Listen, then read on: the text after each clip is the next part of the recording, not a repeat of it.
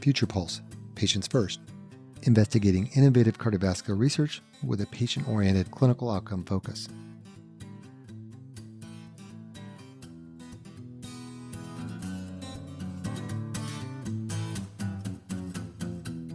Welcome to Patient Pulse. I'm Dr. Thomas Nero.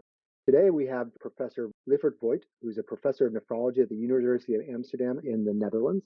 He just published the Launch-HTN trial. He's an expert in nephrology and in blood pressure reduction. And today we're going to talk a lot about blood pressure. Dr. Vogt, thank you for joining us. Yeah, thank you for the invitation. I'm happy to join. I don't know whether it gets discussed quite enough, is the importance of hypertension and controlling hypertension, not just on stroke reduction. And I know that stroke reduction is probably foremost in most people's minds, but also on the importance of myocardial infarction risk, renal failure risk, and vascular disease risk. Can you talk a little bit about how important blood pressure control is for the patient? Blood pressure is the leading cause of death. So if you look at the number of people that die from cardiovascular disease, hypertension is the number one killer. And that really illustrates why it's so important to control blood pressure. So that's a very simple statement. And then the question is, why is blood pressure reduction leading to more protection? And that is a very more nuanced discussion, I would think. But if you see a patient in your office, control blood pressure is actually independent of being in the kidney department or the cardiology department or in the general practice. Blood pressure control is the number one risk factor we all want to control. And it's one of those things that simultaneously seems like it's easily controlled and also seems that it's not easily controlled. And we'll get into that in a second. As a cardiologist, I'm interested in not just the protection for the stroke protection, which we all talk about, but blood pressure control decreases heart attack risk as much as getting cholesterol under control. So there is a question of what is adequate blood pressure control. And I think that there's some differences in the European and the US approach, but what is your approach? What do you think is adequate blood pressure control, and how do you think that this is best attained? Now you really enter the danger zone, because there are groups, they say you should measure 24-hour ambulatory blood pressure monitoring for 24 hours, or you should do an unattended blood pressure measurement in your office while there is no physician or nurse present. But in general, if we rely on home blood pressure measurements, that I think is perhaps the most valuable way to assess blood pressure, because then the patient is involved in measuring the blood pressure, him or herself. That below 130, below 80 millimeters of mercury, that's a controlled blood pressure.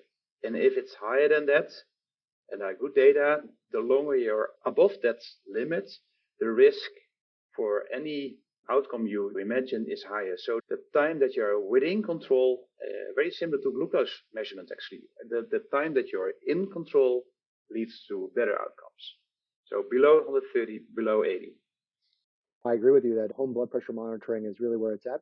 They are active in understanding their own blood pressures and their own health. Before we get to the pill, because we all would like to avoid pills, what do you think of diet and exercise in trying to control our blood pressures? Yeah, I think that's a great question, because we tend to move easily to prescribing new medication. The problem of hypertension is it's asymptomatic, so people are not aware of having a problem. So you teach them by measuring the blood pressure at home that they might have a problem, because you tell them what's the target, below 130 over 80. And that might also motivate them to pay attention to lifestyle. And in that sense, well, I'm a kidney doctor, so I like electrolytes, so then always sodium pops up in my mind as first. But there are many other things, of course. I think it's very important to have a healthy lifestyle to control blood pressure in a better way, is that you have enough physical activity. I'm living in the Netherlands, so I cycle to my hospital, which is 15 kilometers every day. And then I need to go back home, so 30 in total. So that's a way to be healthy, but it also is good for control of blood pressure. But also, if you acknowledge that sodium is a very important factor here. So nearly all hypertension patients are salt sensitive. That means that if they eat too much salt, their blood pressure will be high. If you reduce salt intake, and we have very nice data, blood pressure goes down with an effect size is very similar to one or two drugs. This is also a way to stimulate your patients to adhere to a healthy lifestyle, because you can tell them, oh, hey, you are now using 5 different pills, but perhaps we can cut it down with 2 or 3. And then the problem, of course, is because it's very easy to say in your office, cut salt intake. The thing is, 80% of what the salt we consume comes from processed food, foods that are made in factories and sold in the supermarket.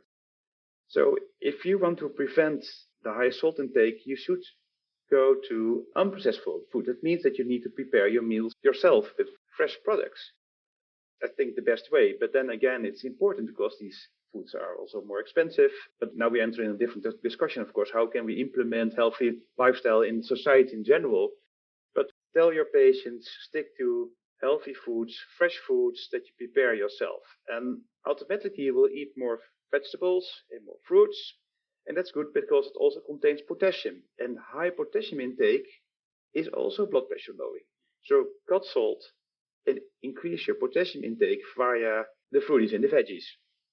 So if there is a number, and because patients love to focus in on numbers, if there's a number for sodium intake, what do you recommend? Are you recommending for most patients to go under 1,500 milligrams of sodium a day, under 1,000 milligrams of sodium a day? Hard to do, but achievable, easily achievable. Yeah, that really depends on also the other diseases you have. So 1,500 milligrams, I think, is better to accomplish, I would think, than 1,000.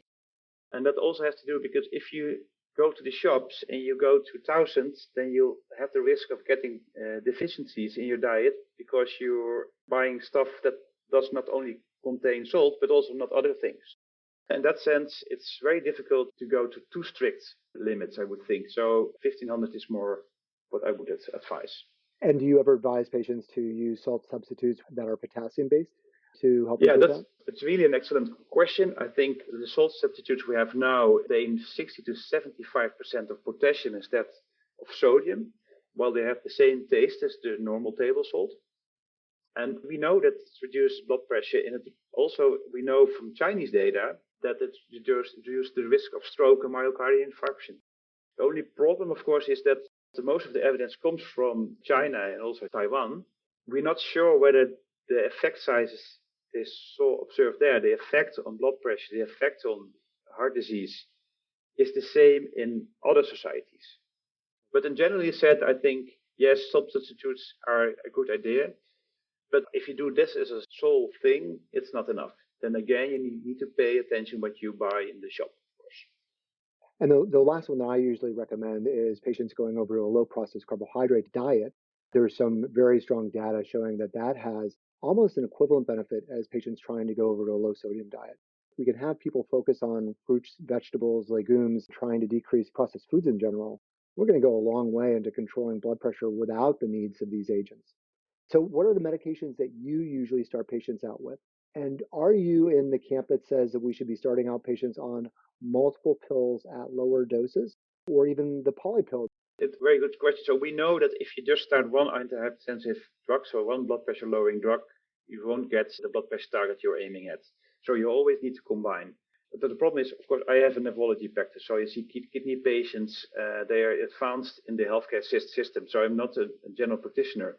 I think in the first line medical care, you better start with 2 pills instead of 1, because then you immediately get your target. And we know the quicker you are on the target, that directly translates in better heart disease control. Also, we know that if you have lower dosages of multiple drugs, that is a very logical way to do that. There's a lot of really interesting data on looking at the fact that low doses of multiple medications work better than just trying to increase one medication up to its highest dose. You really do get a lessening of the effect as you go up on those medications. So we all have patients who have difficulty controlling their blood pressures. And let's say we have a patient on 2 or 3 medications already coming into your clinic and their blood pressures are still high. How do you address that? Do you try to relook at the diet and exercise pieces first? Or do you say, okay, let's really go into some of the big guns to try to get the blood pressures down? Actually, I do both. I check 24-hour urine and measure sodium and potassium, also urea. So then I have an idea about the dietary patterns. I know that is not common practice for everyone, but that gives you a sense about sodium consumption. The 24-hour potassium excretion gives you a sense about the vegetable, legumes, also the dairy intake. And the urea is a very nice marker for the protein intake in these patients. So I use these. But I don't want to waste time because, as said, the longer you're uncontrolled, the worse your outcome. Yes, I often tell them, okay, we'll start a new drug. And I normally then, if you're already on 3 pills, depends a little bit on the combination. It's very logical to, for instance, go to something that interferes with aldosterone, because we know that on top of that, you'll have very significant blood pressure lowering efficacy. But again, I also tell always, we can stop that if you adhere to a healthy diet. And physical activity is, for me, a bit more difficult to measure. You can also ask, are you watching TV all the time? If yes, then you know that's not a good sign. I do think that the carrot and the stick approach is important. And if you give them the carrot of, hey, you get your blood pressure is under control, you don't have to come to the office quite as frequently, and perhaps we're going to get you onto fewer pills. Those things really can work wonders. I agree with everything you said, and one of the things that I do reach for adding on for often the aldosterone antagonist spironolactone. But tell me a little bit about your trial with lorundrostat. This is a really interesting new drug, which is on the aldosterone axis. It actually is an aldosterone synthase inhibitor, so decreasing the production of aldosterone. Tell us what your trial showed. That is a very interesting trial. So the trial was the Launch ATN trial, where we selected uncontrolled blood pressure people with all different backgrounds. So it was a very balanced trial with good representation of various people with uncontrolled blood pressure. And then we demonstrated that if you look at the blood pressure lowering effect as compared to placebo, we demonstrated 10 millimeters of mercury blood pressure decrease, which is actually on top of these medications a very impressive blood pressure lowering effect. I don't think that a lot of people who are outside of medicine, when they look at a 5 millimeter or a 10 millimeter blood pressure effect, that doesn't seem that great. But a 5 millimeter blood pressure effect is huge in blood pressure trials. A 10 millimeter improvement is dramatic. And with this drug at a relatively low dose, that it is potentially going to be a drug that will be able to enable us to stop other medications as well and get on fewer tablets overall. So I'm very excited about where this is going to get to us in the future. But I think that the take home points here, though, are that we really do need to get blood pressure under control. That blood pressure isn't just about stroke reduction, it's really about overall decreasing cardiovascular events, heart failure events, hospitalizations, heart attack, strokes, kidney failure. It's a big deal, and we need to focus in on this a little bit more to improve our patients' outcomes. And I think that the more patients realize that, and the more all the people within our healthcare system understand that, we'll do even better. So thank you very much for joining us today. Are there any last parting words of wisdom? Pay attention to your lifestyle. So don't eat too much salt. Use your bike. Cycle a lot. Even come to the Netherlands. You can cycle a lot here. That's good for your cardiovascular health. And that's all for the purpose to control our blood pressure, so that we'll have a healthy life for a long time. Well, I thank you again. Thank you. Thank you.